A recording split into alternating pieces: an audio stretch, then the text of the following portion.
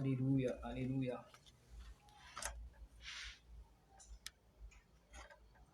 Sekebro sukatabra kasarabush keterebos. Rebosha kabra sunderebros kuterebabunda. Karabra sukerebos kundereboshka. Ribra sakabaya rukush kitebris siketebros kuribashkandi.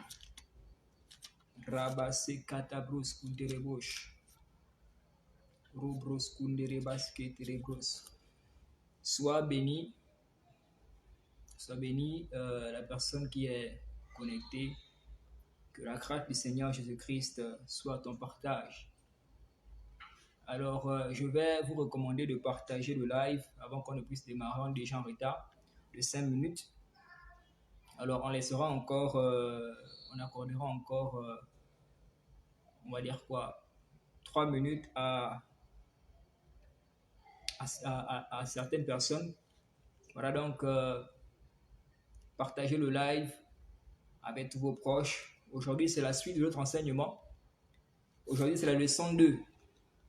La leçon 2 de notre étude, de notre première étude qui a pour thématique la première phase de l'avènement de Christ. Donc, avant que nous puissions démarrer, prière de partager le live. Prière de partager le live avec tous vos contacts Facebook. Partagez le live dans tous vos groupes. Taguez vos amis, taguez vos frères, taguez vos proches en commentaire. Et dites-leur que nous poursuivons notre série d'enseignements sur l'eschatologie.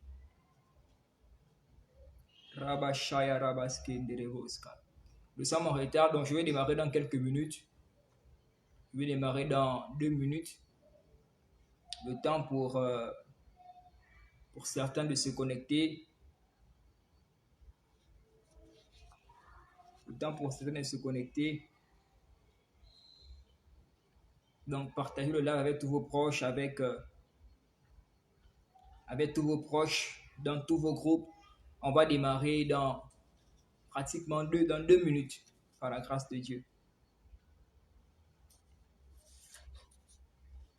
Donc, partagez le live. Rebosu ketebre, sierabas kerebrush ketebras kendereboska. Rabakasa kabababun, riproche kebres kundereboshkata. Zukete, ribra kasum, giribushki libras kante reboshkarabaskuta.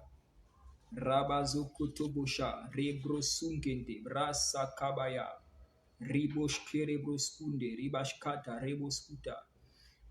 Roboskete, reboshkerebos, kande reboshkata, breso kutobuya bababa. Grabazan, dereboshekete broskunte rebabunda. Rebosh kapros kute rebos kande reboskata. Rabash pushkeski reboskunde rebraske reboskute rebabunda. Robosokotobosh karabrakuskete. Saint-Esprit, nous t'invitons à venir prendre le plein contrôle. Esprit Saint de Dieu, viens prendre la prééminence, viens prendre le contrôle de cette atmosphère. Nous prions que tu règnes en maître souverain, que Dieu vous bénisse. Continuez à partager le live. On va démarrer, voilà, dans 1 minute, on va démarrer. Sinon, 2 minutes pour laisser encore le temps à certaines personnes de se connecter. Partagez le live avec tous vos contacts et donc tous vos groupes. Que le Saint-Esprit de Dieu prenne le contrôle de ces moments. C'est par l'Esprit de Dieu que nous sommes capables de tout. Sans l'Esprit de Dieu, nous ne pouvons rien faire.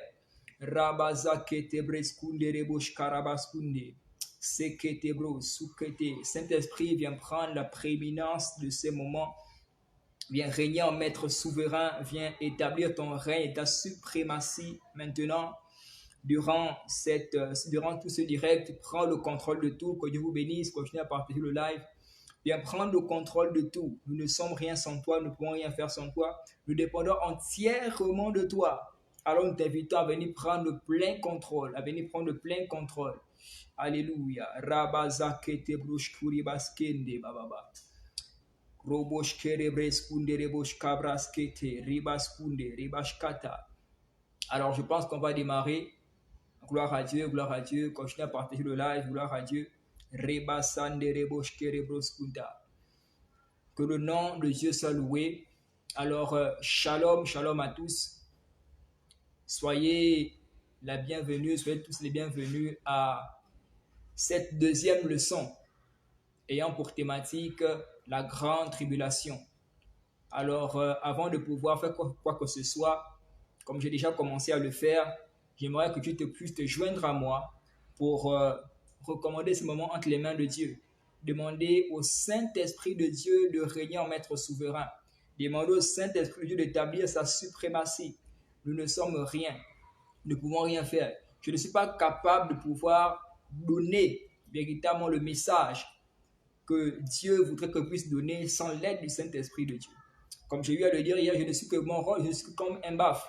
Mon rôle, c'est de faire sortir le son, de savoir, la voix de l'Esprit de Dieu. Alors, qu'il vienne nous aider, qu'il vienne nous aider. J'ai besoin de l'Esprit de Dieu pour transmettre le message du Seigneur. J'ai également besoin de l'Esprit de Dieu pour pouvoir comprendre la parole de Dieu. Tu as besoin qu'il vienne disposer ton cœur, qu'il vienne ouvrir ton entendement divin afin de pouvoir capter le message de l'Éternel. Tu as besoin qu'il puisse permettre à ce que ton cœur soit comme une terre bien disposée afin de rabaser tes brosses. Père, nous voulons te bénir et te rendre grâce. Saint-Esprit, toi qui es l'esprit de révélation, toi qui es l'esprit de force, toi qui es l'esprit d'enseignement, toi qui es le grand docteur, la Bible déclare que tu t'enseigneras toutes choses. L'une de tes missions. Viens maintenant prendre le contrôle de tout. Viens maintenant nous enseigner les choses cachées que nous avons besoin de savoir. Au nom suprême de Jésus-Christ de Nazareth. Que nous puissions, durant tout ce direct, expérimenter le surnaturel. Que l'atmosphère puisse être autre. Que l'atmosphère puisse être contrôlée entièrement par toi. Au nom suprême de Jésus-Christ de Nazareth. Oui, viens régner, te donnant la première place en ce lieu, au nom suprême de Jésus-Christ. C'est au nom suprême de Jésus-Christ d'avoir prié. J'aimerais encore également t'inviter à célébrer, à rendre grâce à Dieu. Rendre grâce à Dieu pour ce deuxième jour. C'est lui qui rend cela possible. Sans l'aide de Dieu, si Dieu ne l'avait pas permis, je ne serais pas là devant vous pour pouvoir parler de sa part. Si Dieu ne l'avait pas permis, tu ne serais pas là connecté pour m'écouter maintenant. Nous allons remercier Dieu pour notre vie.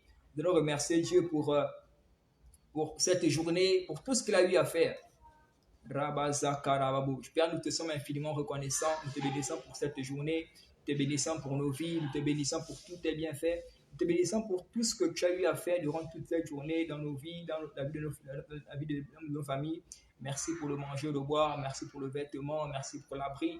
Merci, merci, merci, merci. Nous te sommes infiniment reconnaissants de Jésus-Christ. Nous avons prié. Alors, je déclare au nom du Père, du Fils et du Saint-Esprit ces moments entre les mains de Dieu au nom suprême de Jésus-Christ et nous disons Amen. J'aimerais que tu écrives Amen en commentaire pour t'accorder à la prière que je viens à peine de faire, que tu écrives Amen en commentaire. Alléluia. Alors, encore une fois de plus, je tiens à vous souhaiter la bienvenue à ce deuxième jour d'enseignement. Par la grâce de Dieu, hier, nous avons débuté notre enseignement sur l'eschatologie. C'est notre thème général, l'eschatologie. Et je disais hier que cette série d'enseignements sera développée sous deux études.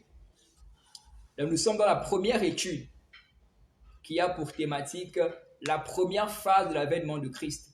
Et la deuxième étude, c'est la seconde phase de l'avènement de Christ. Et dans chaque étude, on a plusieurs leçons.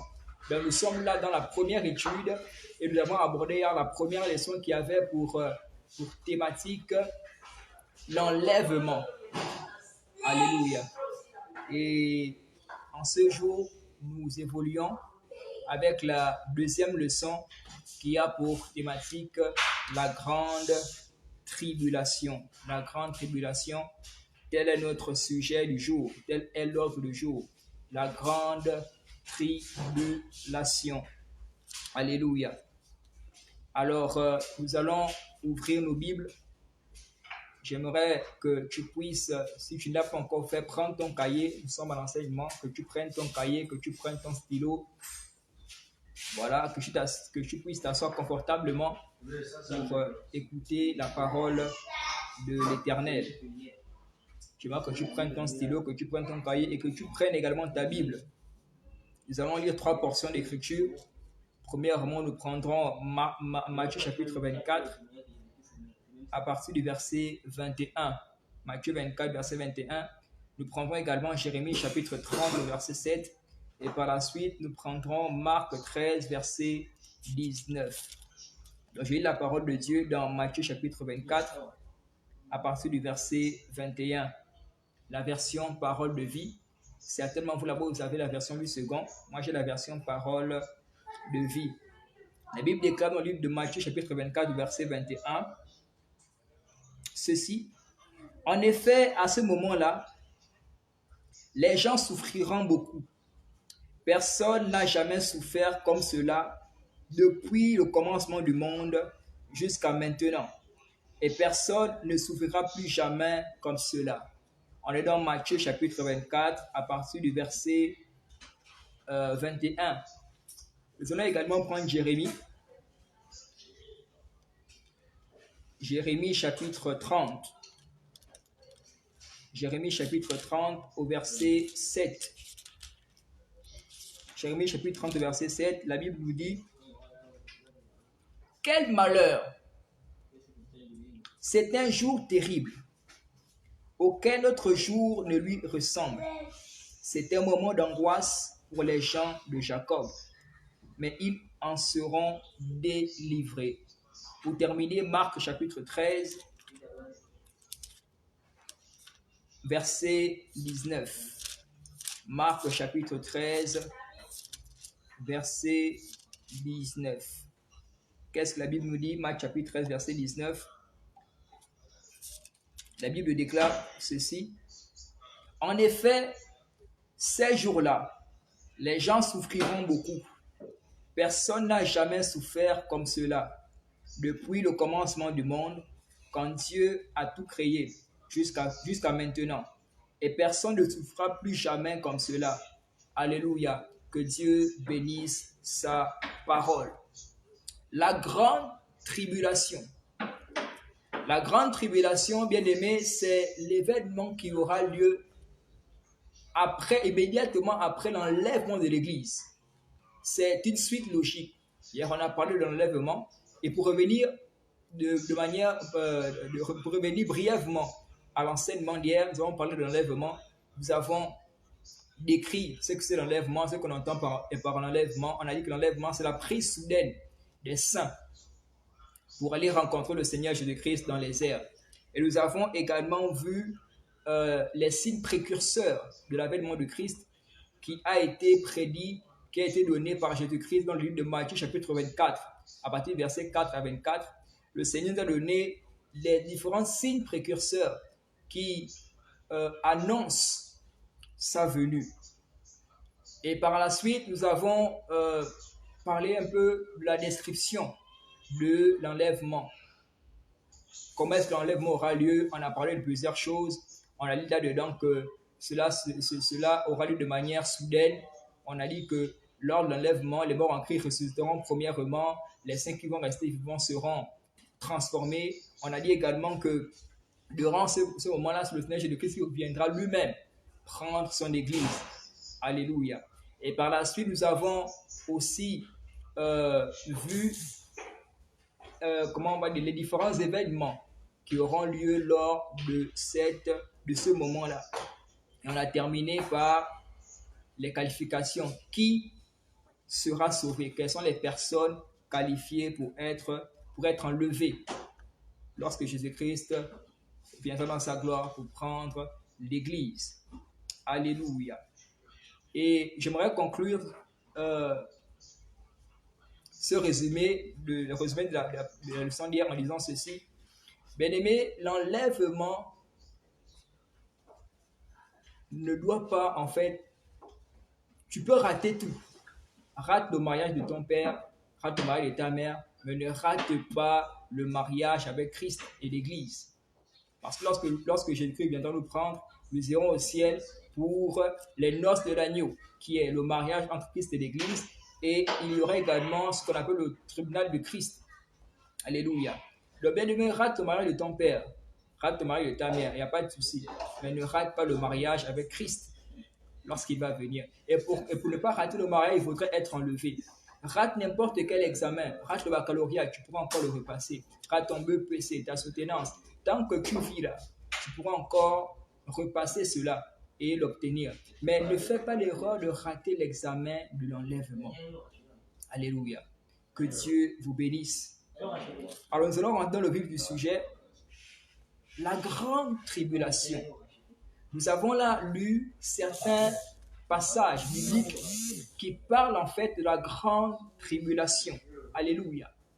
Et j'aimerais dire ceci pour commencer. Le mot tribulation signifie souffrance. La tribulation, c'est la souffrance, c'est le trouble. Alléluia.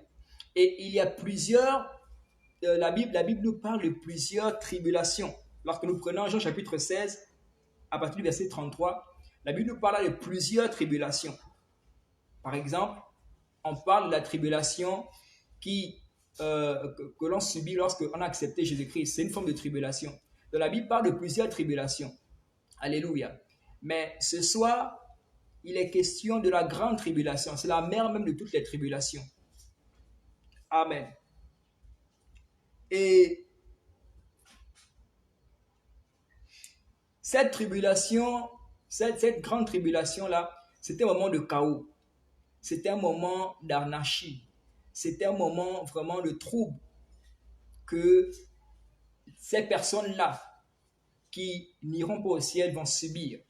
Alléluia.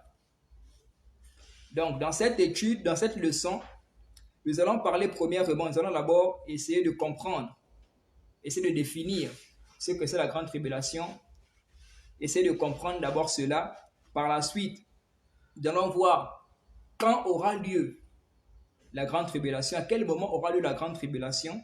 Par la suite, quels sont les événements qui se passeront, qui se produiront lors de ce jour-là, lors des moments de la grande tribulation. Alléluia. Alors, comprendre la grande tribulation. La grande tribulation est appelée le temps d'angoisse de Jacob. Dans Jérémie chapitre 30, verset 7, nous avons lu, pour ceux qui ont la version du second, c'est le temps d'angoisse de Jacob. Voici comment est-ce que la Bible appelle cela. Le temps d'angoisse de Jacob. Si vous lisez la Bible, vous lisez la Bible, en bas, vous n'allez jamais voir grande tribulation. Non. Cela est traduit dans la Bible par le temps d'angoisse de Jacob. Alléluia. Et c'est une période de 7 ans. 7 ans, une période de 7 ans de grande tromperie, de guerre sanglante, une période de terreur. La Bible déclare qu'il n'y a eu, depuis que le monde existe, depuis que Dieu a créé le monde, il n'y a pas eu autant de souffrance et il n'y en aura plus un temps pareil, un moment pareil, un moment de souffrance, d'atrocité. Donc c'est une période de 7 ans. C'est une période où l'Antichrist prendra le contrôle du monde et va faire subir à toutes les personnes qui resteront, ces personnes-là subiront la colère de Dieu. Parce que l'Antichrist sera là. L'Antichrist, ce sera un homme que s'incarnera cet esprit-là. L'Antichrist, c'est l'esprit qui est contre Christ. Et il fera subir, il fera souffrir toutes les personnes qui ne seront pas enlevées. Alléluia. Donc de manière simple, la grande tribulation, selon la Bible, c'est le temps d'angoisse de Jacob. Et il n'y a point de pareil depuis le commencement du monde jusqu'à présent. Et il n'y en aura jamais. Alléluia. Voici ce que c'est de manière brève, en bref, ce que nous devons comprendre par rapport à la grande tribulation. Alléluia. On va prendre Daniel chapitre 9. Quand aura lieu l'enlèvement? À partir de quel moment l'enlèvement aura lieu? Il est certes vrai que c'est un événement qui se produira après l'enlèvement des saints. Donc après que Christ sera venu et que l'Église sera enlevée, les chrétiens seront enlevés, immédiatement la grande tribulation entrera en vigueur. Mais qu'est-ce qui va déclencher cette grande tribulation-là? Qu'est-ce qui se passera lors de cette grande tribulation-là? Alléluia. On va prendre Daniel chapitre 9, à partir du verset 24 à 27. Daniel chapitre 9. J'aimerais que tu prennes ta Bible avec moi, que tu puisses lire aussi. On est dans Daniel chapitre 9. À partir du verset 24 à 27, je lis la parole de Dieu, les versets 24 à 27. La Bible déclare, version parole de vie, une période de 70 ans a été fixée en ce qui concerne ton peuple et la ville sainte. Ce temps est nécessaire pour que le mal s'arrête, pour qu'il n'y ait plus de péché, pour que les fautes soient pardonnées. Ce temps est nécessaire pour que la justice de Dieu apparaisse, pour que les visions et les paroles prophétiques se réalisent, pour que le lieu très saint du temple soit de nouveau consacré. Verset 25. Tu dois savoir et comprendre ceci. Un jour, il y eut un message qui annonçait le retour des exilés, le retour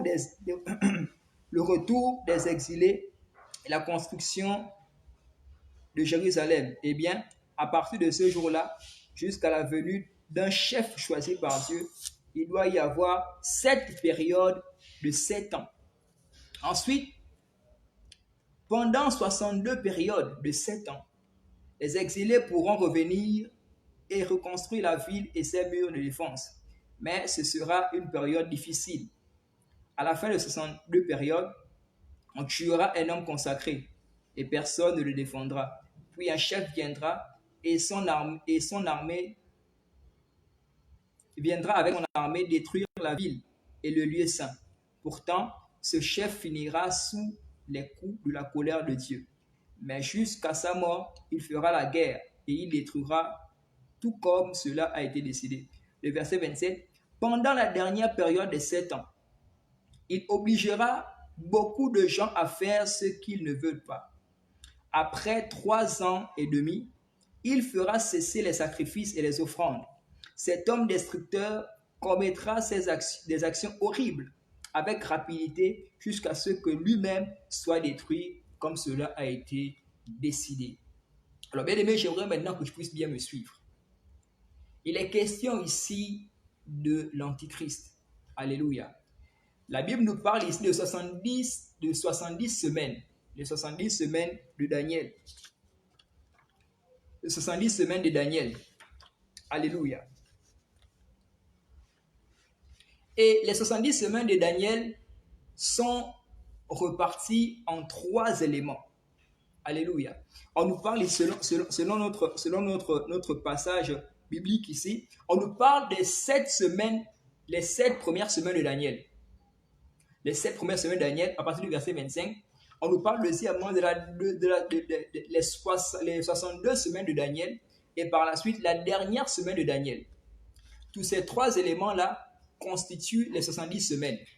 Les 70 semaines de Daniel, c'est une prophétie qui a été donnée. Et ces 70 semaines de Daniel, là-dedans, sont reparties en 3 éléments. On a premièrement les 7 premières semaines de Daniel, deuxièmement les 62 semaines de Daniel et la dernière semaine de Daniel.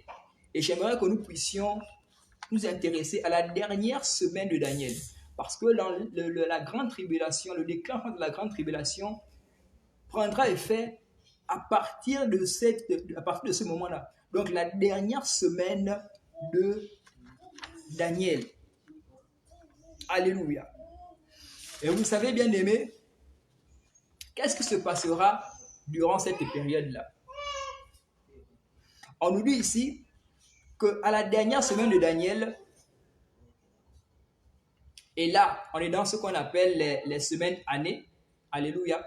On nous parle, la Bible dit ici 7 jours, mais ce sont les semaines années. Donc, 7 jours, c'est 7 ans. Je vous ai dit tantôt que la grande tribulation, ce sera pendant une période de 7 ans. Alléluia. Et durant cette période de 7 ans, qu'est-ce qui fera en sorte même que d'abord, la grande tribulation puisse se manifester? C'est un pacte qui sera signé. Si on prend la version la version du second, je pense que c'est plus clair là-bas. Si vous lisez la version du second, un pacte sera signé. L'Antichrist, donc l'homme en qui s'incarnera l'esprit de l'Antichrist, signerait un pacte avec Israël. Et bien aimé, j'aimerais dire ceci: Israël constitue ce qu'on appelle l'horloge de Dieu pour le monde. La nation d'Israël constitue l'horloge de Dieu pour le monde. Et donc, ce qui va déclencher la grande tribulation, c'est seulement le fait que l'Antichrist va signer un pacte avec Israël. Et pendant que ce pacte sera signé, premièrement d'abord,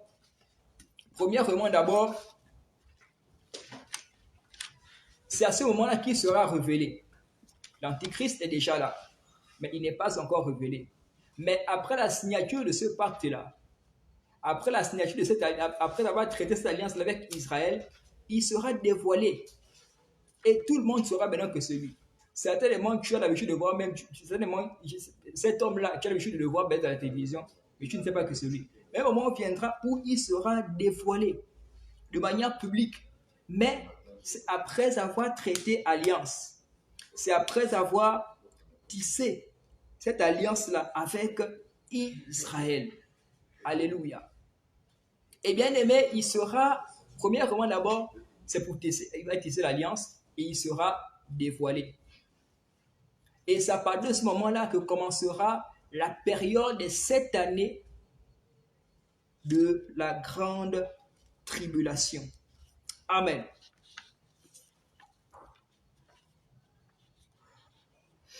Alors, durant cette période, selon la Bible, selon le passage biblique, on nous parle d'un moment, on nous parle de la première moitié de cette année, donc de 3 ans et demi. Durant 3 ans et demi, c'est durant cette période-là que l'alliance sera tissée.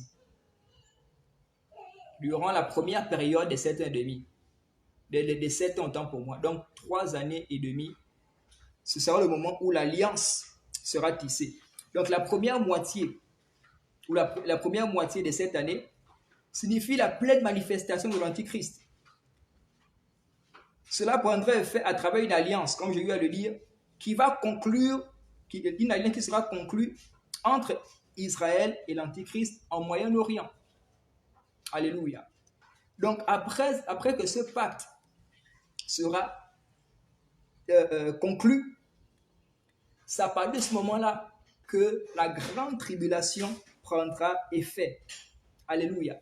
Et je vous ai dit tantôt que lorsque l'alliance sera conclue, il sera dévoilé. Mais ce qui se passera, c'est quoi? C'est qu'il sera intronisé. Même dans la Bible, le plus souvent, parce que lorsque l'Antichrist vient, il va diriger le monde. Il prendra le contrôle du monde. En ce moment, les satanistes sont en train de tout mettre en place pour l'arrivée de l'Antichrist. Parce qu'un moment viendra, l'Église ne sera plus là. Et l'esprit de l'Antichrist va totalement contrôler la terre. Et l'Antichrist sera le maître du monde.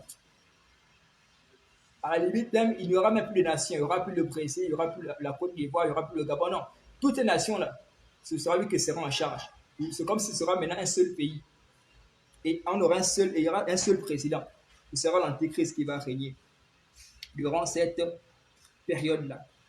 Donc, la période de 7 années, qui est la période de la grande tribulation, retenez qu'à la première moitié, il y aura une alliance qui sera conclue. Et cette alliance-là marque là le déclenchement de la grande tribulation. Le déclenchement de la grande tribulation. Alléluia. Et il sera intronisé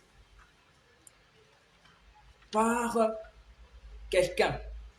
Dans l'Ancien Testament même, c'est souvent les prêtres ou les sacrificateurs. Un sacrificateur, c'est un prêtre. C'était des sacrificateurs qui intronisaient les rois. Pour que le roi soit intronisé, c'est un sacrificateur, un prêtre qui venait et qui devait introniser. Le même bien-aimé, durant cette période-là, avant que l'Antéchrist ne soit dévoilé, après avoir conclu l'alliance, il sera intronisé par quelqu'un. Et bien aimé, j'aimerais être clair avec vous. L'esprit de l'Antichrist, d'abord ce que vous devez savoir, c'est que l'Antichrist sortira de quelque part. En ce moment où je vous parle, je disais que l'Antichrist est déjà là. Et il est quelque part. L'Antichrist sortira de l'Europe de manière plus concrète. Il sortira de l'Empire romain, ce qu'on appelle l'Empire romain. Donc il sortira de Rome, du Vatican même. C'est de là où il sortira. Et il sera intronisé par le pape. Parce que lorsque le Seigneur m'a demandé de donner cet enseignement-là, et qu'il me donnait ces révélations, il dit, Seigneur, mais là vraiment, ce sont des révélations que je suis en train de vous donner là. Et ce sont des choses que beaucoup de personnes ignorent. Et je tiens vraiment à donner tout ce que le Seigneur vraiment m'a permis de connaître. Je disais tantôt hier que lorsqu'il m'a demandé de donner cet enseignement-là, c'était pour qu'il m'a dit, c'est pour permettre au peuple de Dieu de sortir de l'ignorance en ce qui concerne la réalité des temps de la fin. Alléluia. Donc l'antichrist en question sortira de l'Europe, et plus précisément de l'Empire romain, donc du Vatican. Alléluia. Le Vatican, un État dans un État. Le Vatican, c'est toute une organisation. Et il sortira même de là. Et il sera intronisé par le pape. Et cette prophétie avait déjà été donnée. Pendant mes recherches, j'ai découvert cela. On a parlé des prophéties, parlé du 112e pape. Le 112e pape qui va introniser même l'Antichrist. Et donc, autrement dit, c'est un prophète même de l'Antichrist. Et c'est un prophète de la grande tribulation. Celui qui va introniser même l'Antichrist, qu'il va régner dans le monde. Alléluia. Donc, il sortira de là. Il sortira de l'Europe. Il ne sortira pas de l'Asie, il ne sortira pas de l'Amérique, non, ou de l'Afrique, non. L'Antichrist sortira de l'Europe même. Et plus précisément, de l'Empire romain. Donc, du Vatican. Alléluia. Donc, toutes ces choses se produiront durant la première moitié de cette année. Voici ce qui se passera durant la première moitié. L'alliance sera conclue et lorsque l'Antichrist prendra le contrôle de tout. Voilà pourquoi tout est en train d'être mis en place maintenant. Tout est en train d'être mis en place maintenant. On nous parle maintenant de gouvernement mondial. En fait, tout déjà est en train d'être mondialisé. Il y a la mondialisation. Pourquoi? Toutes ces choses sont en train d'être mises en place. Il y a eu l'organisation de l'ONU. Toutes ces choses-là sont des choses qui sont déjà en train d'être mises en place pour que l'Antichrist puisse régner. Et durant cette période-là, il y aura une religion mondiale. C'est-à-dire que toutes les différentes religions, les chrétiens, les musulmans, le judaïsme, les bouddhistes, tous formeront une seule même religion qu'on va appeler l'écuménisme. L'écuménisme, c'est vraiment l'association de toutes les différentes religions. Et ce sera sous le commandement de l'Antichrist. Alléluia. Donc, bien aimé, ce que vous devez retenir, à quel moment l'Antichrist, à quel moment la grande tribulation aura-t-elle lieu? La grande tribulation aura lieu à partir de cette alliance-là, à partir de la matérialisation de cette prophétie-là. Donc la matérialisation de cette prophétie donnée par Daniel, donnée dans le livre de Daniel, va déclencher même la grande tribulation. Et cela aura bel et bien lieu. Cette alliance sera bel et bien conclue. Mais l'Église ne sera plus là. Alléluia. L'Église sera déjà enlevée. Donc, après que l'Église sera enlevée, immédiatement, il y aura cette alliance-là qui sera conclue. L'Antichrist sera dévoilé. Alors que l'Antichrist sera dévoilé de manière publique, il sera intronisé par le prophète de l'Antichrist, qui est le pape. Et après, lorsqu'il sera intronisé, à partir de ce moment commence le règne même de l'Antichrist, parce qu'il sera intronisé comme quoi. Et il va diriger le monde entier. Il va contrôler le monde entier. Alléluia. C'est ce qui se passera durant la première moitié. Donc les 3 ans et demi. La période pendant laquelle l'Antichrist, l'alliance sera conclue. Alléluia. Et bien aimé, durant cette période-là, au tout début, lorsqu'il viendra, il se présentera comme étant un homme de paix. Il fera beaucoup de dons. Ce qu'il va faire, c'est qu'il va essayer d'éradiquer la pauvreté. Il va essayer d'éradiquer les famines. Il va faire en sorte, en fait, il y aura même des dons qui seront faits durant cette période-là. Il se présentera comme étant un homme de paix. Mais tout ceci, c'est seulement pour appâter, pour essayer de montrer que non, c'est un homme qui est bien. On n'entendra plus parler de famine, on n'entendra plus parler de souffrance ça et là, mais petit à petit, il sera en train de mettre tout en place. La marque de la bête prendra effet pour pouvoir tout contrôler. Alléluia. On parlera beaucoup plus en détail de l'Antichrist et de la marque de la bête. Donc, durant cette première période, première moitié des 7 ans, l'alliance sera conclue entre Israël et l'Antichrist. L'Antichrist, son gouvernement. Et c'est ce qui marque même le début de la grande tribulation. Alléluia. Revenons dans notre passage. Daniel chapitre 9.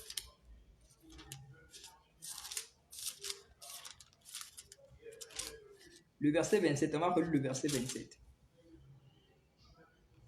Il fera une solide alliance avec plusieurs pour une semaine. Et durant la moitié, vous savez, je disais ici que ce sont les semaines, ce sont les jours années. Ici, on connaît d'abord qu'une semaine, c'est 7 jours. Et on parle des jours années. Donc, en fait, les une semaine, c'est les questions ici. On parle autrement de la période des 7 ans. Et on nous dit ici que, et durant la moitié de la semaine, autrement dit, la moitié des 7 années, donc les 3 ans et demi, la première moitié des 7 ans, comme je lui ai le dire, on nous dit que il fera cesser le sacrifice et l'offrande.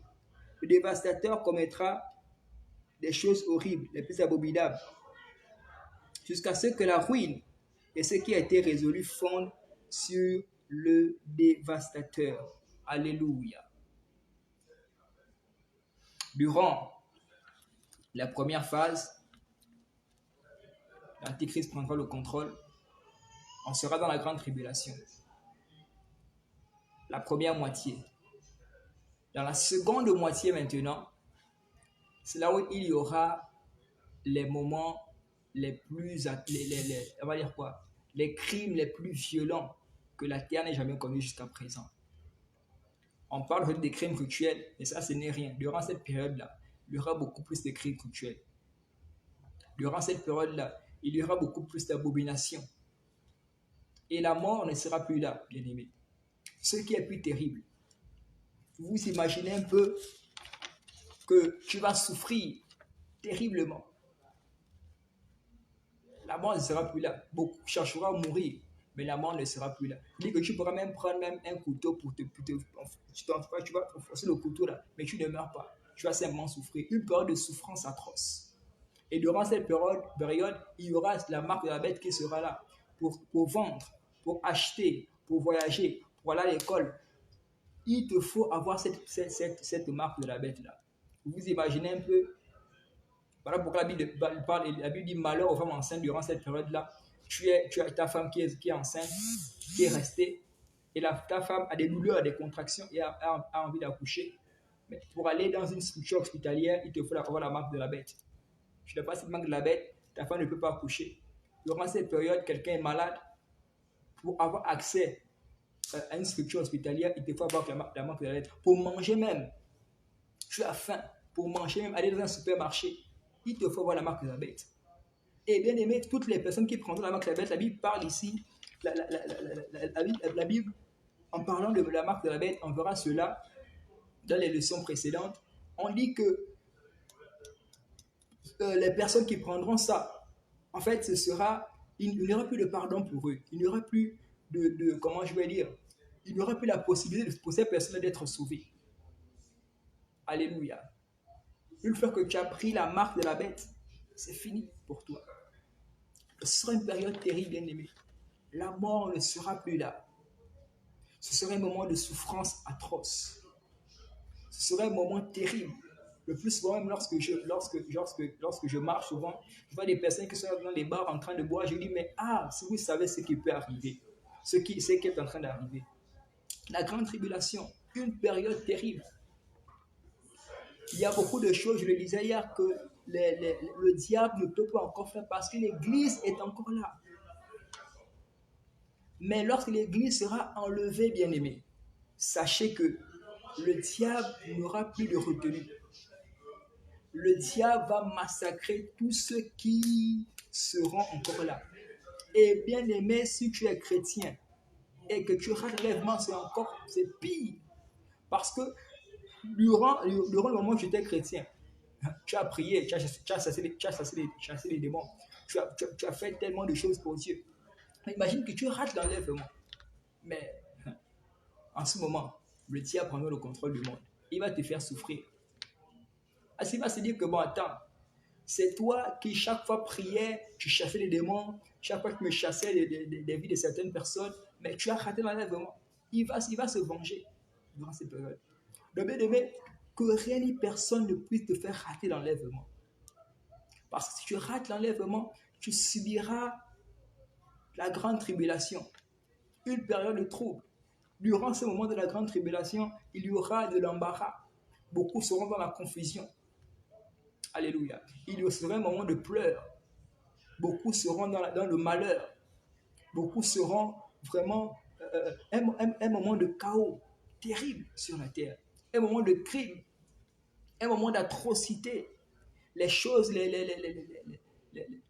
horribles que le monde n'a jamais connues depuis son existence se produiront durant ces moments-là. Pourquoi? Tout ceci, c'est pour détruire. Vous savez, bien aimé, l'objectif du diable, c'est de pouvoir t'emmener dans l'enfer avec lui. Le diable ne va jamais t'aimer. Non.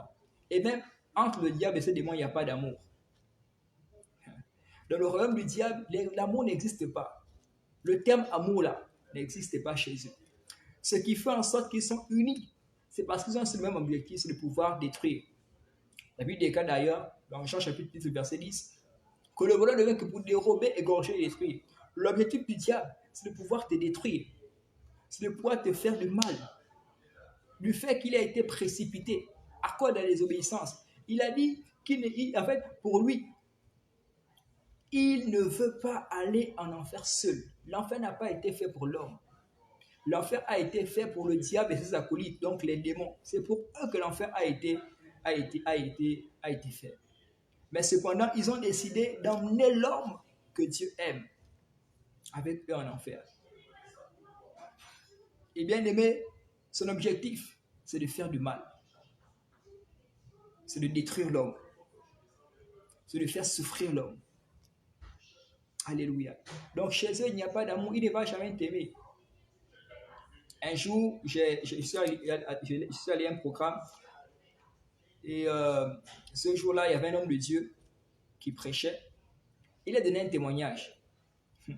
On parlait en fait on parlait des temps de la fin, des événements des temps de la fin. Et il disait également la même chose que je suis en train de dire, que le diable ne va jamais vous aimer. Il ne va jamais vous aimer. Et il disait tantôt que lorsqu'il est arrivé, on l'a invité dans une église prêcher. Il arrive comme ça, il trouve des femmes en train de prier. Ces femmes priaient et le seul des prières, c'était la repentance de Satan. Le diable ne pourra jamais se repentir. Ce qui fait en sorte que l'homme puisse se repentir, c'est parce qu'il a un cœur, c'est parce qu'il a des émotions, c'est parce il peut éprouver un certain sentiment de culpabilité. Et ce qui fait en sorte qu'il puisse se repentir. Mais le diable, souvenez-vous que c'était d'abord un ange, c'était même un archange. À ce moment, à ce moment, c'était Lucifer. Il a été créé pour servir Dieu, pour honorer Dieu, pour glorifier le Seigneur par la musique. Voilà pourquoi il s'y connaît vraiment. Voilà pourquoi il arrive à pervertir, à détruire beaucoup de vies, amener beaucoup le plus grand, à posséder beaucoup de personnes à travers la musique parce qu'il s'y connaît. Il a été créé pour ça. On va voir beaucoup plus en détail, on parlera beaucoup plus en détail de cela. Et donc, il arrive comme ça, il trouve les hommes Satan en train de prier la repentance de Satan. Le diable ne pourra plus jamais se repentir. Parce que c'est un esprit. C'était un ange. Et vous savez, les anges sont comme des robots. Les anges n'ont pas de sentiments. Un ange, il est comme un robot. Lui, il exécute seulement. Lorsque tu donnes l'ordre à l'ange, il exécute seulement. Il n'a pas de sentiments. Et du fait qu'ils n'ont pas de corps, du fait qu'ils n'ont pas de cœur, donc ils ne peuvent pas aimer. Ils ne peuvent pas se repentir. Et c'est terrible. Une telle église comme ça, là, c'est une église possédée. Prie pour la repentance de Satan. Donc c'est pour vous dire que le diable ne va jamais vous aimer. Et qu'il ne sera plus jamais racheté. Son objectif, c'est de faire du mal, c'est de pouvoir détruire. C'est une période vraiment très terrible. Et je ne souhaite pas, même à mon ennemi, je ne souhaite pas, je ne lui souhaite pas de vivre ce qui se passera durant cette période cette période de la grande tribulation. Alléluia. Il provoquera des abominations. Il provoquera de la désolation. Alléluia. La première moitié de cette année, dans les 3 ans et demi, il va traiter alliance, il va conclure alliance. Et maintenant, dans la seconde moitié, on nous parle ici, on nous dit ici qu'il va rompre cette alliance-là. Lorsqu'il va rompre cette alliance-là, ça parle de ce moment-là que, je disais, les crimes les plus horribles se produiront. Ça parle de ce moment-là qu'il mettra maintenant son plan à exécution. Ça parle de ce moment-là maintenant que la marque de la bête sera là. Peu importe tout ce que tu peux faire. Ton enfant va aller à l'école, il te faut avoir la marque de la bête. Tu veux voyager, il te faut avoir la marque de la bête. Durant cette période de cette année-là, ce sera terrible. Une fois que tu as pris la marque de la bête, c'est impardonnable. Alléluia. Cette marque de la bête-là, c'est carrément un démon qui viendra loger en toi. Lorsque tu prends cette marque-là, c'est un démon qui viendra loger en toi. C'est une période terrible. Une période de désolation. Une période où la mort ne sera plus là. Ce sera seulement la souffrance. Un moment où tu seras persécuté. Tu seras sérieusement tourmenté, mais la mort n'est plus là. Tu souffres comme ça, tu veux mourir, mais la mort n'est plus là. Tu as même envie, tu prends même, je sais pas, comme je disais, un couteau.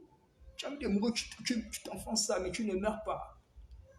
Une période de souffrance atroce, horrible. Mais voilà pourquoi tu ne dois pas rater l'enlèvement. Parce que ce qui se passera par la suite, c'est très grave, c'est très terrible. Alléluia. Donc, on a vu que la grande tribulation aura lieu immédiatement après l'enlèvement de l'Église. Et cela sera déclenché par l'alliance qui sera conclue entre Israël et l'Antichrist. Et durant cette période, l'Antichrist sera dévoilé de manière publique et il sera intronisé aussi par un prophète, le prophète de l'Antichrist même qui est le pape. La suite des enseignements, vous comprendrez pourquoi je suis en train de dire cela. Parce qu'on parlera beaucoup plus en profondeur de certaines choses. Il faudrait que le peuple de Dieu puisse connaître la vérité. On nous a tant de fois menti. On doit connaître la vérité en ce qui concerne la réalité des temps de la fin. Et le Seigneur m'a envoyé comme sentinelle pour pouvoir dire ces choses de manière ouverte afin que le peuple de Dieu puisse être informé et ne pas demeurer dans l'ignorance. L'Antichrist sortira de là, il sortira de l'Europe, il sortira plus précisément de l'Empire romain, donc du Vatican. Alléluia. Maintenant, quels sont les événements qui se produiront, qui auront lieu lors de cette période de 7 ans de grande tribulation? Alléluia.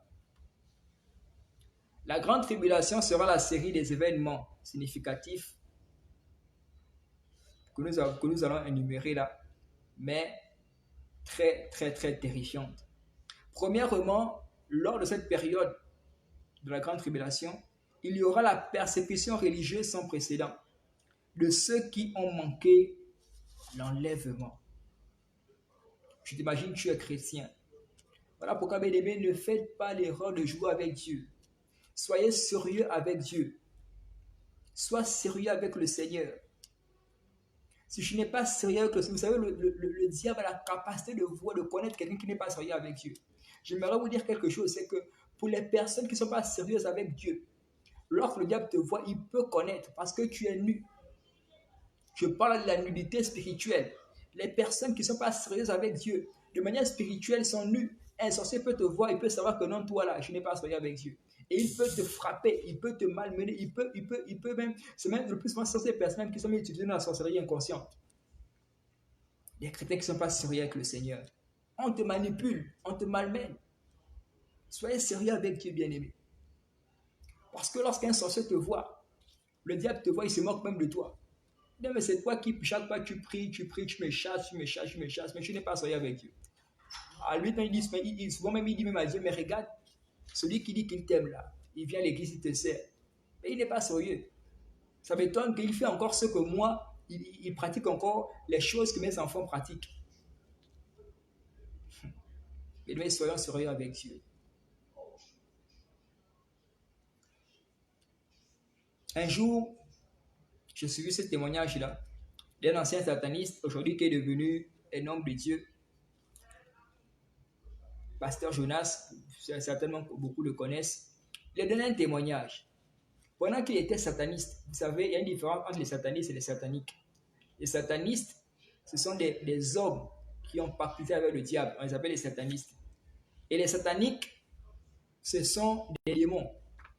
Donc il y a une différence entre satanique et sataniste. Satanistes, les hommes qui ont décidé de pactiser avec le diable. Les sataniques, ce sont les démons. Et dans la hiérarchie, on va dire que le gouvernement du diable, dans son royaume là-bas, premièrement, c'est lui-même qui a la tête. Après viennent les sataniques, qui sont les démons. Après viennent les satanistes. Et cet homme-là, qui est aujourd'hui pasteur, pendant qu'il était sorcier, il était avec son collègue sorcier et ils avaient pour mission ce jour-là de pouvoir causer un accident afin d'avoir le sang. Vous savez, dans l'année, il y a certaines périodes où il y a beaucoup plus d'accidents.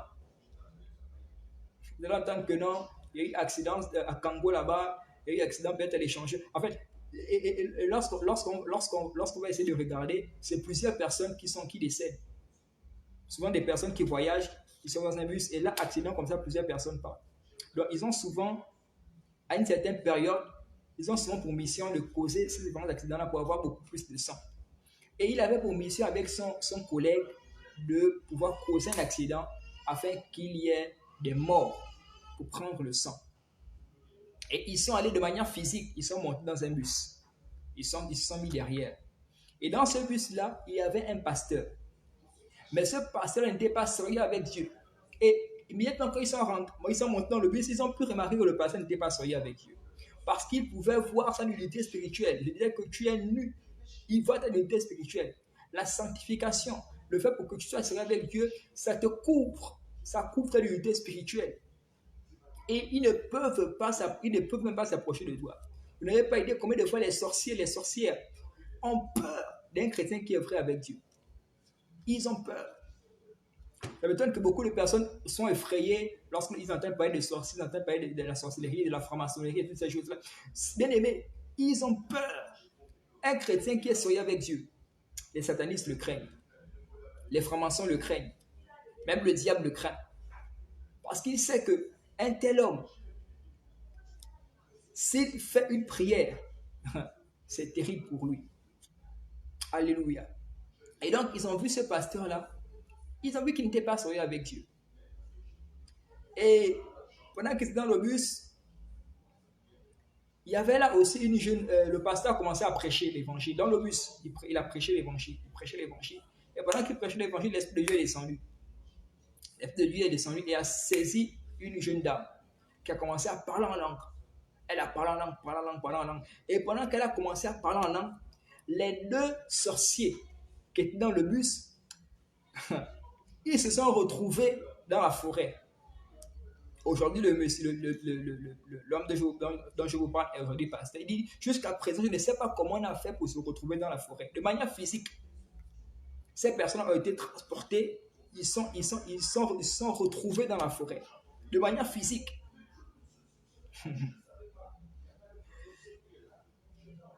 Ils ont constaté que on appelle ça comment? La vitre n'était pas brisée. Rien, en fait, ils ne savent pas comment ils ont fait pour se retrouver dans la forêt. Et là, ils se sont dit, parce qu'ils avaient déjà joué leur mission, ils se sont dit, mais comment est-ce qu'on a fait pour se retrouver là?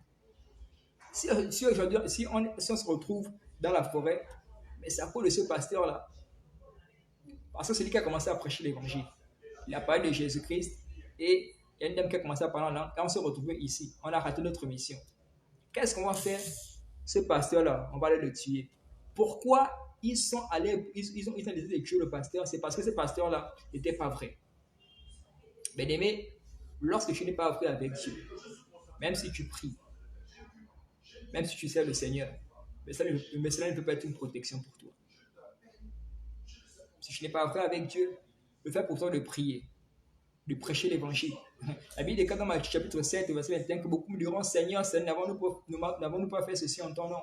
N'avons-nous pas prêché? N'avons-nous pas chassé les démons en ton nom? La Bible dit que le Seigneur va dire clairement, je ne vous connais pas. Retirez-vous de moi, vous qui commettez l'iniquité.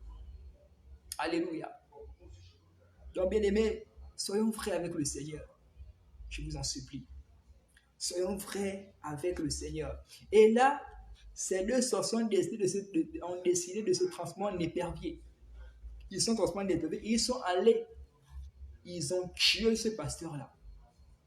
À ce moment-là, même s'ils priaient pour la grâce de Dieu, là, du fait qu'il n'était pas sérieux avec Dieu, même si le Seigneur, le secours qu'il manque maintenant dans la détresse, ne pourra pas intervenir. Bien aimé, ta sanctification, le fait que tu sois vrai avec le Seigneur, c'est une protection pour toi-même. Et soit ils ont tué le pasteur. Ce pasteur-là est mort. Pourquoi? Parce qu'il n'était pas vrai avec Dieu. Le fait de ne pas être vrai avec Dieu t'expose à beaucoup de dangers. Le diable sait reconnaître ces genres de personnes. Je suis en Christ, mais tu pratiques encore des choses qui n'honorent pas Dieu. Et même tu sais que ces choses ne sont pas bonnes, mais tu les pratiques quand même. Et tu fais encore l'erreur d'aller à l'église, de servir le Seigneur, de chanter même pour Dieu. Attention, tu es exposé. Le diable peut te frapper. Et là, vous pensez que ce pasteur qui est mort là, où est-ce qu'il est allé? Ça là, c'est un candidat pour l'enfer. Donc, bien aimés, faisons très attention. Donc, il y aura la persécution religieuse sans précédent de ceux qui ont manqué l'enlèvement. Quels sont les chrétiens qui vont subir cette persécution-là? Ce sont les chrétiens moins sérieux. Les chrétiens qui jouent avec leur intimité. Élever ton intimité, c'est ton salut. Je disais hier que le salut n'est pas un acquis. Le salut, c'est un don. Si par exemple, je sais pas, j'ai un téléphone et que je donnais ça à quelqu'un, c'est un don. Rien ne garantit qu'il ne va pas perdre ce téléphone ou qu'on ne va pas, comment dire, on ne va pas lui voler cela. S'il ne garde pas cela, s'il ne garde pas ce téléphone bien, il ne veille pas sur ça, ce qui est sûr, c'est que ce téléphone sera volé ou ce téléphone-là, il va l'égarer. Alléluia. Si tu ne veilles pas sur ton intimité, tu ne gardes pas ton intimité, bien-aimé, fais très attention parce que tu peux le perdre. Tu peux accepter, avoir accepté Jésus-Christ, servir le Seigneur, mais il peut arriver que tu rates l'enlèvement. Parce que tu es moins sérieux avec le Seigneur. Parce que tu ne veilles pas sur ta vie, sur ta foi. Ne permets à rien ni personne de te donner de Jésus. Ne permets à rien ni personne de faire en sorte que tu puisses rater l'enlèvement. Ne permets pas, bien-aimé, que le péché, sous toutes ses formes, puisse te faire rater l'enlèvement. Alléluia. La Bible nous recommande d'être sobre, de demeurer éveillé. Cet éveil-là, c'est pas que non, voilà, tu vas plus dormir, tu vas rester là maintenant, tout le temps, tu vas seulement rester comme ça, éveillé, oui, que tu attends le Seigneur Jésus. Non. Il est question de la veille spirituelle. À travers la méditation de la parole de Dieu, à travers la prière, beaucoup de personnes sont proies à la distraction. Je le disais hier. Beaucoup de personnes ne trouvent plus le temps pour passer cela en présence de Dieu. Beaucoup ne trouvent plus le temps pour lire la parole de Dieu. Beaucoup ne trouvent plus le temps même pour jeûner, passer des moments avec le Seigneur. Vous savez, bien aimé, de même que nous mangeons chaque jour pour le corps, pour fortifier le corps, de même nous devons manger chaque jour pour fortifier l'esprit. Et c'est l'esprit qui est beaucoup plus important que le corps. Le corps connaît sa faim. Le corps sait que ma faim, c'est la terre. Vous savez, l'homme est revêtu de 3 êtres, le corps, l'âme et l'esprit. Le corps connaît sa faim, le corps sait que ma faim, là, c'est la terre. L'esprit ira chez Dieu. La Bible déclare que lorsque Dieu crée l'homme, il souffla dans ses narines un souffle de vie. C'est l'esprit qui est en nous. Lorsque tu meurs, l'esprit ira chez Dieu. Maintenant, l'âme, c'est ton vrai toi. L'âme, c'est mon vrai moi. Donc, le véritable Jude, ce n'est pas celui que vous voyez là. Le véritable Jude, c'est l'âme qui est à l'intérieur. C'est l'être spirituel qui est à l'intérieur. Le corps n'est qu'une enveloppe, ce n'est qu'une maison à l'intérieur de laquelle vit un esprit, vit un être spirituel qui est l'âme. Et pour exemple, laquelle, bien aimé, ce corps-là va t'amener à convoiter, va t'amener à faire des choses, des plus ignobles, va t'amener à pécher.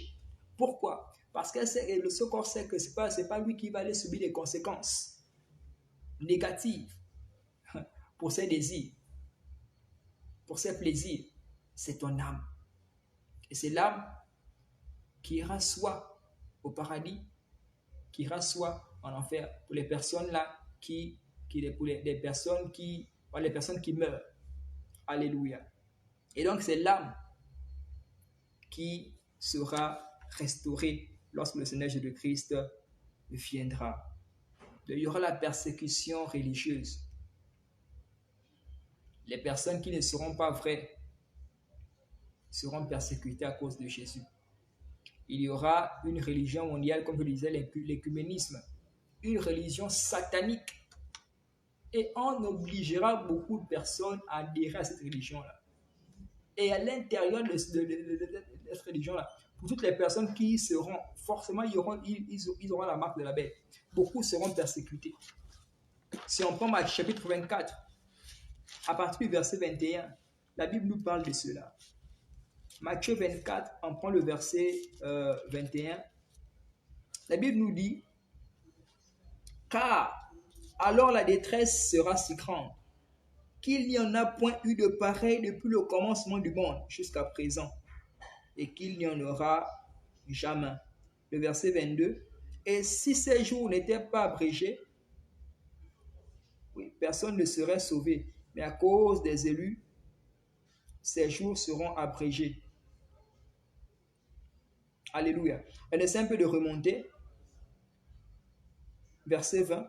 Priez que votre fuite n'arrive pas en hiver. On va remonter plus haut pour mieux comprendre ce que la Bible dit. À partir du verset 17. Que celui qui sera sur le toit ne descende pas pour prendre ce qui est dans sa maison, et que celui qui sera dans les champs ne retourne pas en arrière pour prendre son manteau. Malheur aux femmes qui seront enceintes et à celles qui allaiteront en ces temps-là. Priez pour que votre fuite n'arrive pas en hiver ni un jour de sabbat, car alors la détresse sera si grande qu'il n'y en a point eu de pareil depuis le commencement du monde jusqu'à présent, et qu'il n'y en aura jamais. Alléluia. Donc, bien aimé, il y aura la persécution religieuse. Deuxièmement, Une tromperie religieuse mondiale sans précédent. Alléluia. Une tromperie religieuse sans précédent. L'Antichrist se proclamera Christ. L'Antichrist se proclamera Jésus. On nous dit qu'il abolira l'offrande. Il va s'asseoir même, lorsque vous lisez le dernier chapitre 9, il s'assera sous le temple, il s'assera dans le temple. La Bible nous parle de cela. Donc, le fait de s'asseoir dans le temple, là, ça signifie qu'il va s'auto-proclamer Christ. C'est-à-dire qu'il va se proclamer Christ et il va chercher à ce qu'on adore. Il y aura ces images partout. Et il va obliger qu'on l'adore. Il va obliger qu'on l'adore. Une tromperie religieuse sans précédent durant cette période. Alléluia. Je prie que tu ne puisses pas connaître le nom puissant de Jésus-Christ. Matthieu 24, verset 24.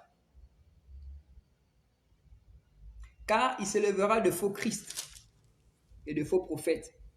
Ils feront de grands prodiges et des miracles, au point de séduire, s'il était possible, même les élus. Voici, je vous l'ai annoncé d'avance.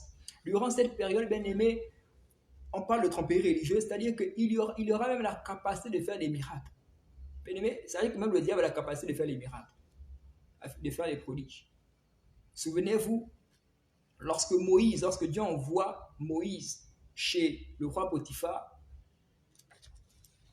l'un des signes pour démontrer réellement que c'est le Seigneur qui avait envoyé Moïse, il avait un bâton.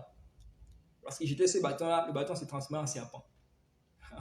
Mais les magiciens de Pharaon pouvaient également faire la même chose. Souvenez-vous qu'eux aussi, ils ont transformé les bâtons qu'ils avaient en serpent. Donc, ils ont aussi la capacité de faire des miracles et des prodiges. Et beaucoup de personnes seront appâtées par cela. Beaucoup de personnes se laisseront séduire par cela. À cause de certains miracles, à cause de certains prodiges. Des prodiges qui seront mensongers. Et beaucoup de personnes seront séduites, seront la tromperie.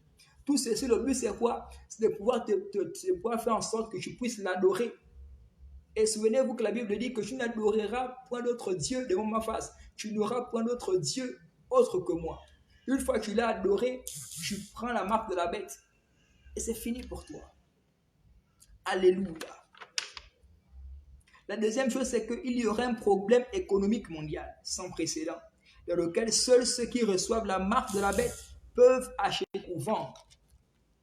Dans la suite de notre étude, je pense à la leçon 4, on parlera de l'Antichrist et de la marque de la bête. Je vais là vous donner certains articles qui ont été rédigés depuis fort longtemps. Je vous dis qu'en ce moment, les satanistes dans le monde préparent déjà, mettent tout en place pour que l'Antichrist, lorsqu'il va venir, lorsqu'il sera connu, que tout soit déjà disposé pour lui. Un problème économique. Il y aura maintenant une seule monnaie pour tout le monde. Pour acheter, pour vendre, pour voyager, pour aller à l'école, il te faudra avoir la marque de la bête. Pour avoir même, je ne sais pas, même pour avoir une maison, une voiture, tout ce que tu pourras faire durant cette période, il te faut avoir la marque de la bête. Et comme je dis, une fois que tu as pris cette marque de la bête, c'est fini pour toi. Apocalypse chapitre 13, à partir du verset 17 à 18. Apocalypse chapitre 13, verset 17 à 18. La Bible nous dit et que personne ne puisse acheter ni vendre sans avoir la marque, le nom de la bête ou le nombre de son nom. Verset 18, c'est ici la sagesse, que celui qui a l'intelligence calcule le nombre de la bête, car c'est un nombre d'hommes, et son nombre est de 666. C'est que beaucoup de personnes le savent déjà. La marque de la bête, 666. Et sans cette marque-là, durant cette période de la grande tribulation, tu ne pourras plus rien faire. Tu ne pourras plus, tu es malade, tu ne pourras pas te faire soigner. Pour aller à l'école, tes enfants ne pourront plus aller à l'école. Pour manger, tu ne pourras plus manger sans avoir la marque de la bête. Donc, il y aura un problème économique parce que tout maintenant sera conditionné par le fait d'avoir cette marque de la bête-là. Donc, il y aura un sérieux problème économique. Il n'y aura plus de président dans les différents pays là parce que toutes les différentes nations du monde constitueront un seul pays. Parce que tout le pouvoir sera remis à l'Antichrist. Parce qu'il sera intronisé comme étant, on va dire quoi, comme je peux le dire ainsi, le président du monde. Alléluia. Et il obligera qu'on puisse l'adorer. Donc, durant cette période, il y aura un sérieux problème économique, une seule monnaie mondiale et même une seule langue mondiale même. Une seule langue mondiale durant ces moments-là. On verra ça beaucoup plus en profondeur lorsqu'on parlera de l'Antichrist et de la marque de la bête. Qu'est-ce qui se passera encore durant cette période? Il y aura une série de pratiques religieuses injustes et abominables. Des pratiques religieuses injustes et abominables. 2 Thessaloniciens chapitre 2, à partir du verset 3, et nous prendrons aussi le verset 4. 2 Thessaloniciens chapitre 2. Le verset 3. 2 Thessaloniciens chapitre 2, verset 3-4. La Bible dit que personne ne vous séduise d'aucune manière, car il faut que l'apostasie ici, l'apostasie c'est en fait c'est la séduction. C'est une certaine séduction.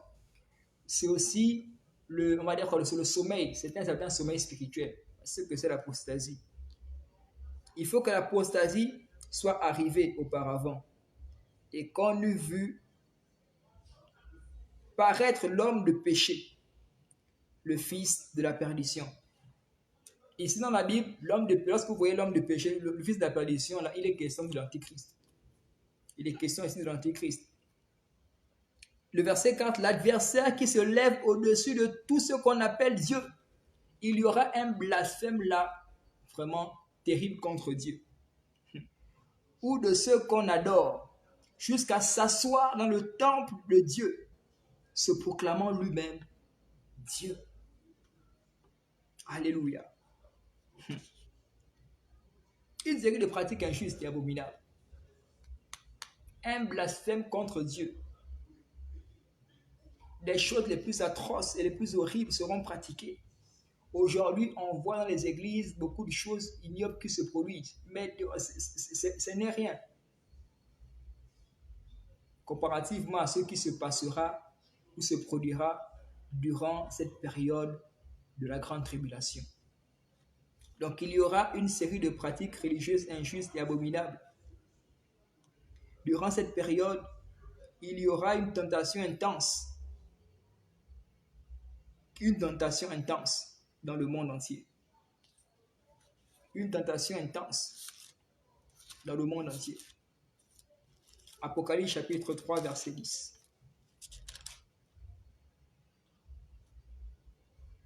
Parce que tu as gardé la parole de la persévérance en moi, je te garderai aussi à l'heure de la tentation qui va venir sur le monde entier pour éprouver les habitants de la terre. Il y aura une période de tentation intense. Cette tentation-là aura pour objectif principal de t'emmener à avoir ou à prendre la marque de la bête. À cause de la persécution, à cause des choses qui se produiront durant ces moments-là, il y a plusieurs personnes qui prendront la marque de la bête. Beaucoup de personnes seront tentées. Parce que imagine, toi, tu as ton enfant, l'enfant est malade, tu seras tenté de prendre la marque de la bête. Tu as faim, tu seras tenté de prendre la marque de la bête. Parce que tu veux manger, parce que tu veux te faire traiter, parce que tu veux te faire soigner. parce que tu as scolarisé tes enfants. Alléluia. Donc, durant cette période, il y a beaucoup d'atrocités qui se produiront. Un moment de trouble, un moment de souffrance que le monde n'ait jamais connu depuis son existence. Alléluia. Pour terminer cette partie, quels seront les candidats de la grande tribulation? Quelles sont les personnes qui vont subir cette grande tribulation? Alors, premièrement, d'abord, bien-aimés, les personnes moins sérieuses, les chrétiens moins sérieux, les personnes qui vont rester, voici les personnes qui vont subir la grande tribulation. On a également les rétrogrades. Voilà pourquoi pendant que je suis en train de faire ce livre, tu me suis et tu es rétrograde. Tu as perdu ton intimité avec le Seigneur. Tu ne pries plus, tu as complètement rétrogradé. Tu es retourné à faire les choses que tu faisais avant. Tu as abandonné la foi, tu as abandonné le Seigneur, tu es rétrograde. Fais très attention parce que si l'enlèvement se produit maintenant et que tu es encore dans cette posture-là, dans cette position-là, tu rateras l'enlèvement et tu vas subir la grande tribulation. Et tu seras beaucoup plus persécuté même que d'autres parce que toi, tu auras accepté comme Jésus. Parce que le diable est contre toutes les personnes qui appartiennent à Jésus.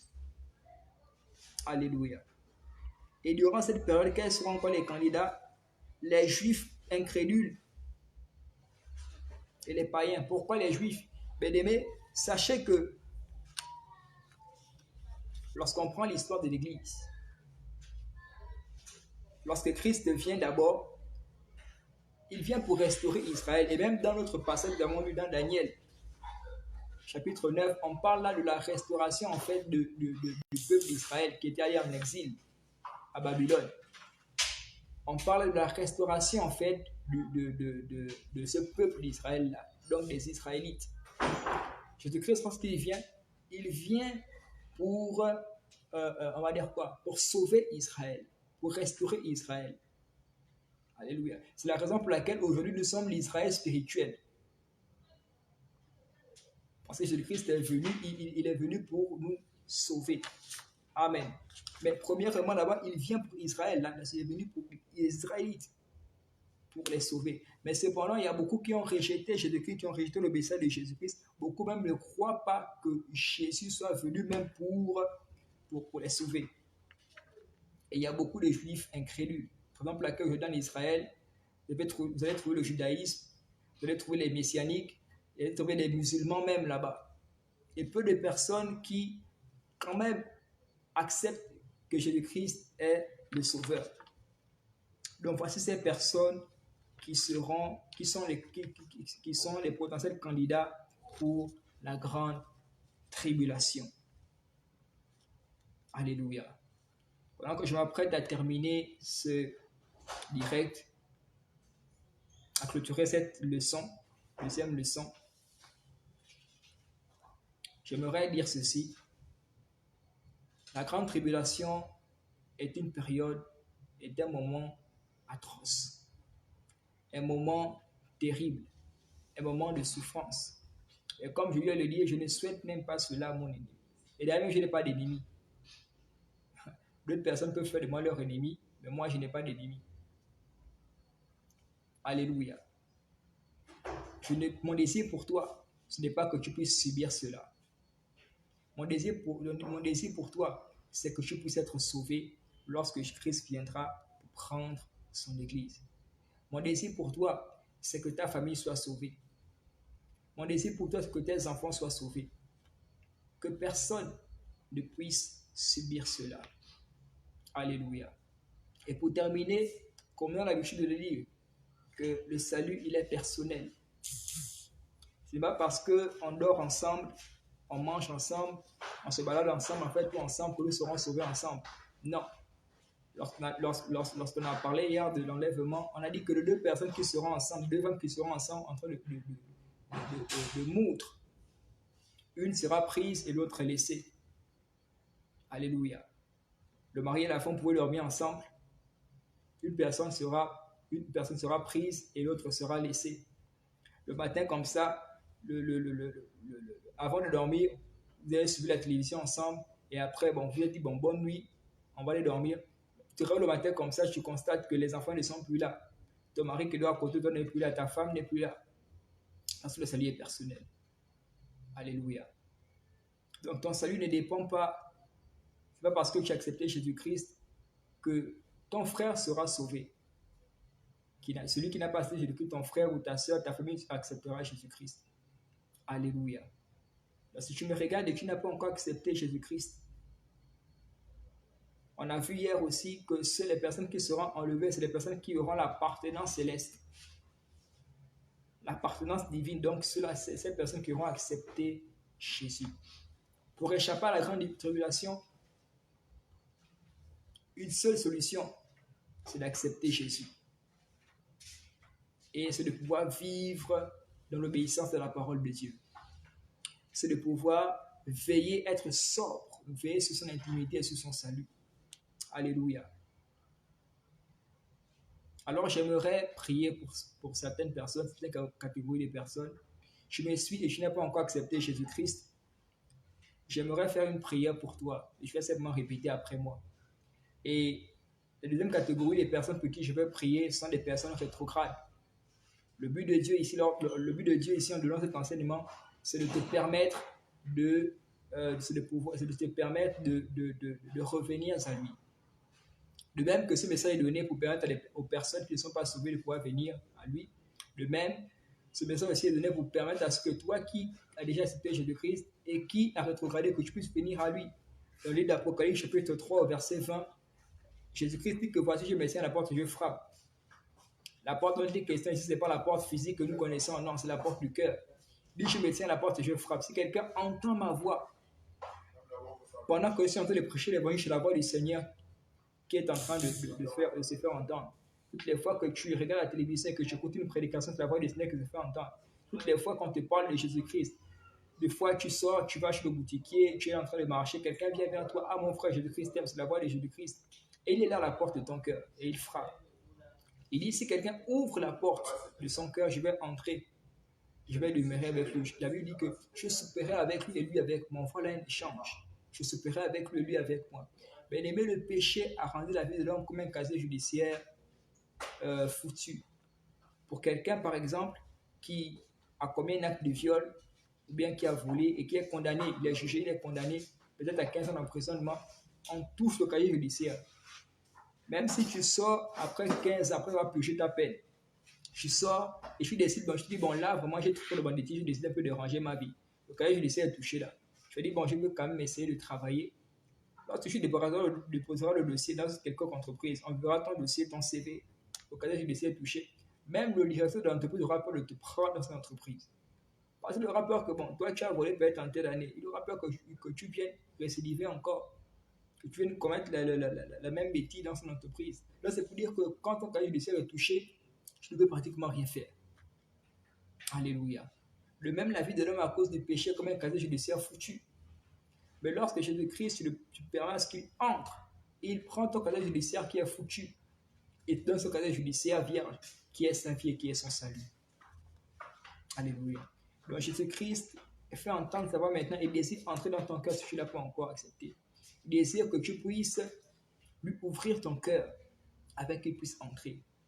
Toi qui es rétrograde, Jésus-Christ désire à nouveau, voilà, être le maître de ta vie. Il désire te guider, il désire te diriger. Il a les bras grands ouverts, il désire t'accueillir de nouveau. Jésus-Christ te réclame, toi qui es rétrograde. Sache que Jésus-Christ te réclame. Tu es certainement sorti de la bergerie, parce que Jésus-Christ est le bon berger, nous sommes les prévus du Seigneur. Mais sache que dehors, il y a le mercenaire qui est là. Et le mercenaire aime beaucoup les brebis. Il y a le loup qui est là pour dévorer les brebis. Et le loup, c'est le diable. Alléluia. Le loup ici, c'est le diable. Il se peut que tu sois dévoré.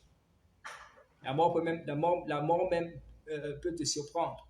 Si tu meurs dans ta condition de rétrograde, tu ne pourras pas avoir part à l'enlèvement. Tu ne seras pas ressuscité lorsque Jésus-Christ viendra. Et là, tu es déjà un candidat pour l'enfer. Alléluia. Parce que tu ne seras pas mort en Christ. Tu ne seras pas mort en Christ. Donc, lorsque Christ viendra, même si tu es mort déjà, tu ne pourras pas être ressuscité. Tous les morts ne ressusciteront pas, comme je viens de le dire hier. Donc, bien-aimé, j'aimerais prier pour toi. Tu n'as pas encore accepté Jésus-Christ. C'est moi que tu dises avec moi, Seigneur Jésus, je te bénis pour ta parole. Je te remercie pour ton amour pour moi. Seigneur, selon ta parole, écrit dans Apocalypse chapitre 3, verset 20, tu as dit que tu te tiens à la porte de mon cœur et tu frappes. Seigneur, j'ai écouté ta voix et je décide maintenant de t'ouvrir mon cœur. Entre dans mon cœur, entre dans ma vie, prends le contrôle de tout. Règne en maître souverain. Au nom de Jésus-Christ de Nazareth, je te donne ma vie et je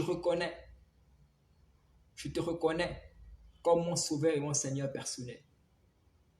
Écris mon nom dans le livre de vie et efface mon nom sur le livre de la mort et de la perdition au nom suprême de Jésus-Christ.